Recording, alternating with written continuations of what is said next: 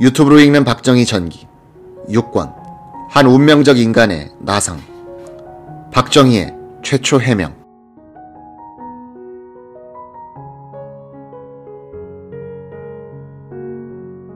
1963년 11월 5일 조선일보 토론회에 참석해 박정희와 김종필이 기치로 내걸었던 민족주의에 대한 격려와 견제를 피력했던 7명 중 4명은 그 후 신문사 사장, 장관을 지냈거나 국회의원이 됐다.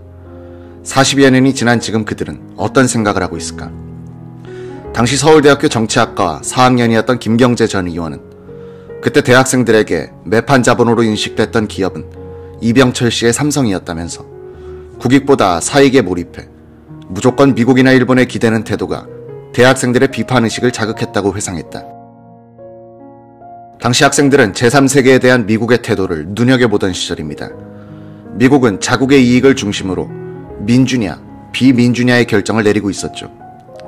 우리는 그들의 거대한 슈퍼파워에 대항하여 대결하기보다는 그들을 길들이는 것이 중요하다고 봤습니다. 그들의 국익에 너무 부합하면 간이고 쓸개고 모두 빼앗기고 말 것이란 주장이었죠. 그런데 우리의 시각이 묘하게도 박정희와 김종필 씨의 시각과 일치하는 바람에 우리는 착잡했습니다. 당시 학생들 대다수는 윤보선 씨를 지지하고 있었습니다. 자유민주주의자였고 동시에 민족주의자라고 봤던 겁니다. 거기에 비하면 박정희 씨 쪽은 쿠데타를 통해 정권을 장악했다는 측면이 컸죠. 그런데도 박정희를 지지하는 대학생들이 의외로 많았습니다. 우리는 그들을 불러다 토론도 많이 했습니다. 그런데 토론하다 보면 우리가 꿀릴 때도 있었습니다. 김종필이 서울대학교에 초청되어 왔을 때는 제가 제일 먼저 질문을 했습니다. 민족적 민주주의가 구호처럼 보인다며 공격했죠. 김종필 씨는 참 멋있는 사람으로 기억에 남아 있습니다. 그 후 민주화 세력과 긴장과 갈등이 지속됐습니다. 저도 1972년부터 오랫동안 외국으로 도피 생활을 했지만 그 시대의 민주화 세력의 입장에서는 다른 선택의 여지가 없었던 때였습니다. 지금 와서 박정희란 인물을 보면 공도 많고 과도 많다고 봅니다. 나는 아직 박정희를 개인적으로 용서하지 못하고 있지만 김대중 대통령의 최근 역사적 화해 발언은 존중합니다.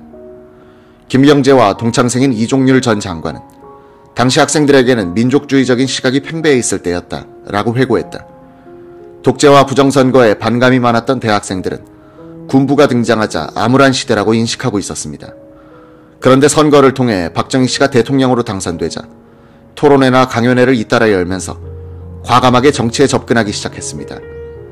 당시 학생들의 에너지는 4.19 혁명으로부터 연유한 것이었죠. 몸으로 부딪히며 민주주의를 일구었다는 자부심이 정치인들의 권위에 밀리지 않았던 겁니다.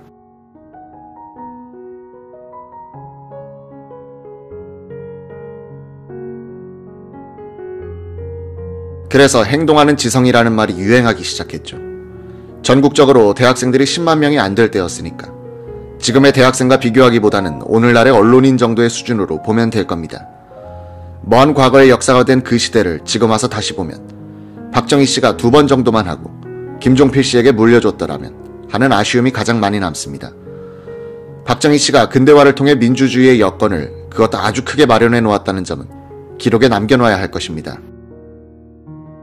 대한민국은 박정희에 의한 근대화를 통해 시민의식이 성장했고 그 성장한 시민의식으로 하여금 박정희의 유신을 거부하게 하면서 민주화로 이행해왔던 것이죠. 이제는 남과 북을 아우르는 상이 필요할 때라고 봅니다. 당시 고려대학교 법학과 4학년이었던 조홍규 전 의원은 조선일보 주최 토론회에 참석하기 1년 반 전인 1962년 6월 6일 한미행정협정 촉구 데모를 주동하다 구속된 경험이 있었다. 4.19 당시 좌익들에 의해 시도되었던 반미 데모를 제외하면 최초의 순수 학생운동 차원에서 시도된 반미 시위였다고 말하는 조홍규 전 의원의 회고. 그 무렵 학생들의 분위기는 반미적이었습니다. 6.6 데모도 동두천과 의정부 주변의 양공주들에 대한 미군들의 행패에 분개한 나머지 우리가 주도한 시위였습니다. 1963년 대선을 전후해 우리 같은 대학생들이 바라본 혁명정부는 이전의 역대 정권보다 반미적이었음을 목격하고 있었죠. 마치 몸부림치는 인상을 받았습니다. 우리들은 민족주의적이라고 생각했고 박정희에 대한 비판보다 미국에 대한 비판에 더 열을 올리던 때였습니다. 그런데 1년 뒤 한일 국교 정상화 회담으로 박 정권이 너무 일본 쪽으로 경도되고 월남 파병으로 다시 미국에 기울어지는 것을 보고 권력과 끝없는 대립의 길로 나섰던 겁니다. 지금 돌아보면 당시 학생으로서의 수준이었고 논리였습니다만 나 스스로도 아름답게 생각합니다. 자주적이기 위한 학생들의 비판적 태도와 아울러 정치인들의 현실적인 태도가 서로 부딪히며 갈등하고 긴장하고 대립해왔지만 지금 와서 보면 이 모든 것이 대한민국을 위한 노력이었다는 점에서 아름답게 여겨지는 겁니다.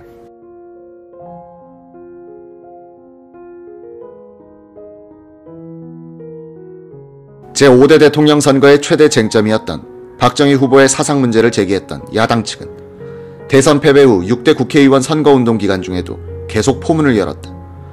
1963년 11월 6일 윤보선 민정당 대표 최고위원은 이번 총선거는 대통령 선거의 연장전이라면서 대선 때 벌어졌던 사상 논쟁에 대해 머지않아 태도를 밝히겠다. 사상 논쟁과 관련해 내가 할 이야기는 다 했으며 이제는 박 씨가 아니라고 했던 사실까지 확증이 드러났으니 박 씨가 그 사실을 해명하든지 국민에게 사과해야 할 것이라고 했다. 박정희는 11월 9일 오후 여수 교동에서 연설 직전 기자들에게 대통령 선거 때 모 야당 후보가 나를 여순반란 사건 관련자라고 말하고 중앙의 어떤 신문사를 매수, 삐라를 뿌려 나를 빨갱이로 몬 일이 있으므로 내가 직접 이곳에서 해명하겠다고 전제한 뒤 연단에 올라가 자신의 입으로 이렇게 해명했다.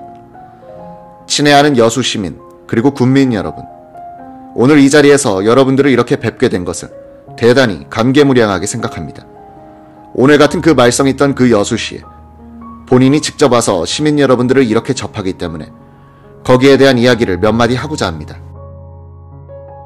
소위 말하는 여수 순천 반란 사건이 났을 당시 본인은 육군 소령의 계급으로서 육군 사관학교 교관으로 근무하고 있었습니다. 여러분들이 잘 아시다시피 여기 주둔하고 있던 당시 14연대가 반란을 일으켰을 때 그때 그 연대 주모자는 여러분들이 지금도 기억하고 계실 줄 압니다만 김지회라는 육군 중위가 소위 좌익 계열의 선동을 받아가지고 14연대 내에서 반란을 일으켰습니다. 그 부대가 제주도 반란 토벌을 위해 출발하기 그 전날 밤에 반란을 일으켰던 겁니다. 여기에 반란 사건이 발발하자마자 중앙에서는 당시 육군 총사령관으로 있던 송호성 장군이 직접 현지에 나와서 이 토벌 부대를 지휘하기 위해서 떠나면서 육군 사관학교에 있는 본인을 불러서 자네가 나의 작전 참모로서 같이 수행하라고 하는 이러한 명령을 받고 송호성 장군하고 같이 비행기를 타고 광주 비행장에 도착해서 당분간 작전 참모로 근무를 했습니다. 그 이후에 송호성 장군이 갈리고 원용덕 장군이 또한 사령관으로 와서 근무할 때 본인은 그 밑에서 작전 참모로 근무를 했습니다. 그 이후 중앙의 명령에 의해서 육군 총사령부에 다시 들어간 이후에 우리 육군 내부에서 우리 육군뿐만 아니라 그때 전군에 있었던 일입니다만 우리 군 내부에도 좌익 계열에서 상당히 침투를 해가지고 군의 적화를 위해서 여러가지 그런 움직임이 보인다. 이 군 내부에 좌익 분자를 전부 제거해야 되겠다는 소위 말하는 숙군 문제가 일어났습니다.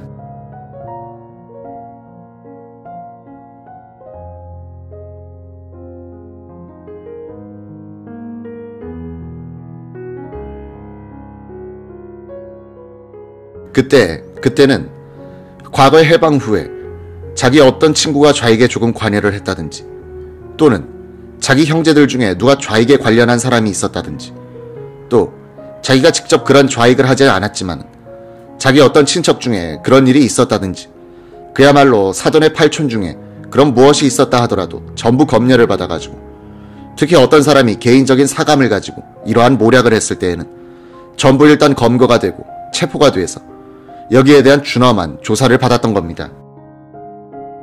불행히도 본인의 형제 중 한 분이 해방 이후에 이러한 좌익 계열에서 약간 관계했었습니다.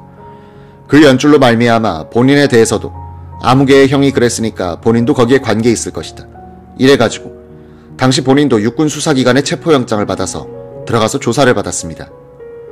약 2달 동안 여기에 대한 여러 가지 조사를 받은 결과 본인 자신은 아무런 혐의가 없다는 판명이 돼서 무사히 되어서 나와가지고 그 뒤에 육군에서 다시 근무를 했고 5.16 직전에 육군 소장 계급까지 본인은 진급을 했습니다. 박정희의 이 연설은 공개적으로 자신의 과거를 해명한 유일한 육성자료다. 박정희는 이 설명에서 자신이 무기징역 선고를 받은 사실을 밝히지 않았다. 박정희 총재가 연설을 마치고 떠난 이틀 뒤 같은 장소에서 지원 유세를 하게 된 윤보선은 또다시 박정희의 사상 편력을 거론했다.